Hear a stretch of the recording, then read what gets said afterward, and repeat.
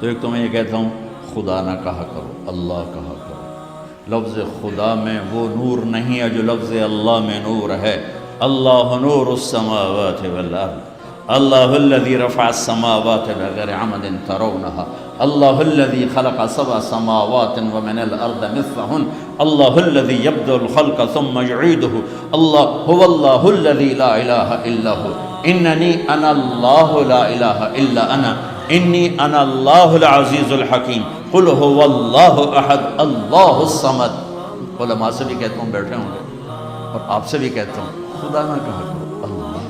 جب انگلش میں بھی بولو تو گاڈ کی بجائے اللہ کہو، چونکہ اللہ کا ترجمہ نہ خدا ہے، نہ گاڈ ہے، نہ بھگوان ہے، نہ ایشور ہے، نہ اوتار ہے، نہ دیوتا ہے، نہ یزداں ہے۔ اللہ کا ترجمہ صرف اللہ ہی ہے، اس کے سوا اس کا کوئی ترجمہ نہیں ہے، کوئی ترجمہ نہیں۔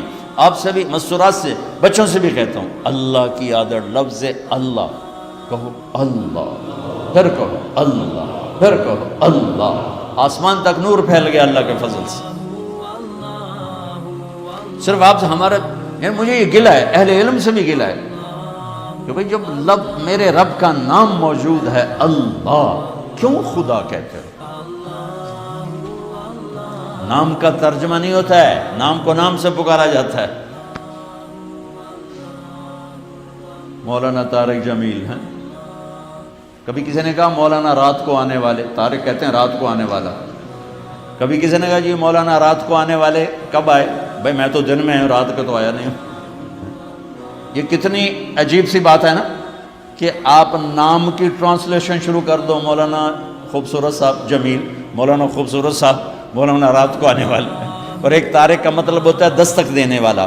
جی مولانا دستک دینے والے آپ کب آئے؟ ٹورانٹو میں کب دستک دی آپ نے آ کے؟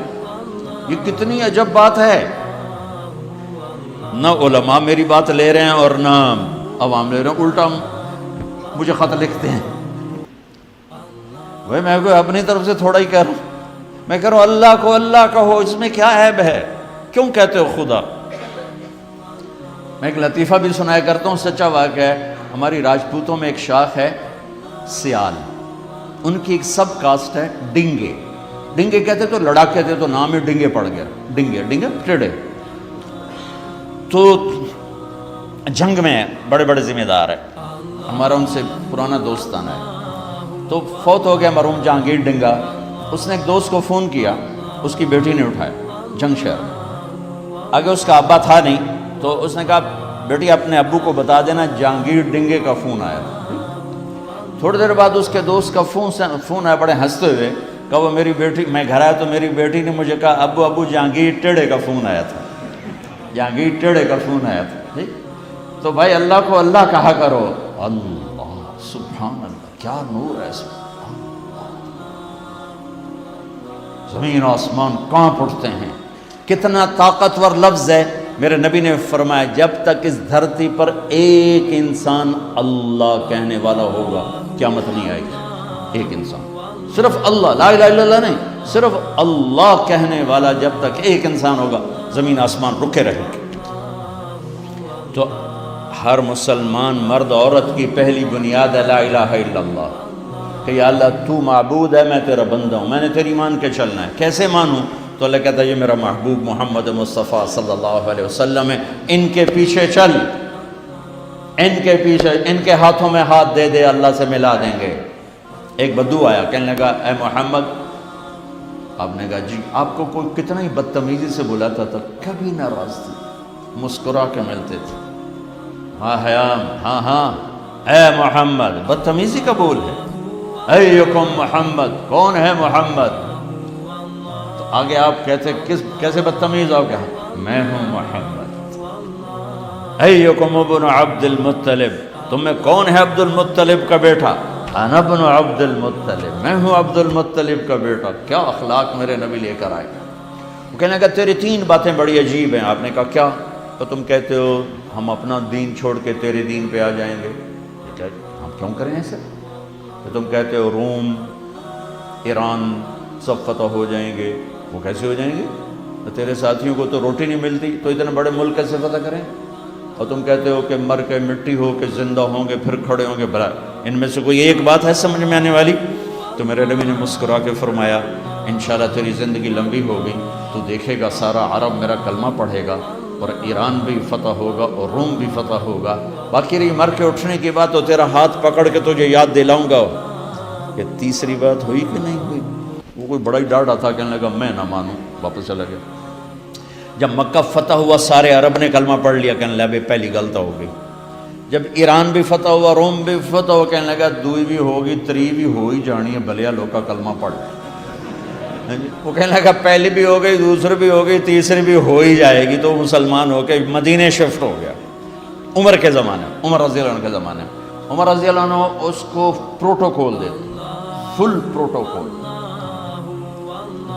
تو لوگ حیران ہوتے ایک دیہاتی اس کو اتنا پروٹوکول عمر کیوں دیتے ہیں؟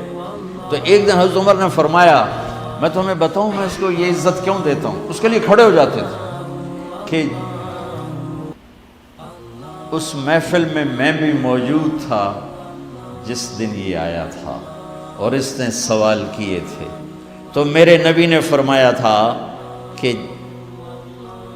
آخرت میں تیرا ہاتھ پکڑ کے تجھے یاد دلاؤں گا کہ تیسری بات ہوگی کہ نہیں، اور اس دن جس کا ہاتھ میرے نبی نے پکڑ لیا جنت میں پہنچانے سے پہلے نہیں چھوڑیں گے۔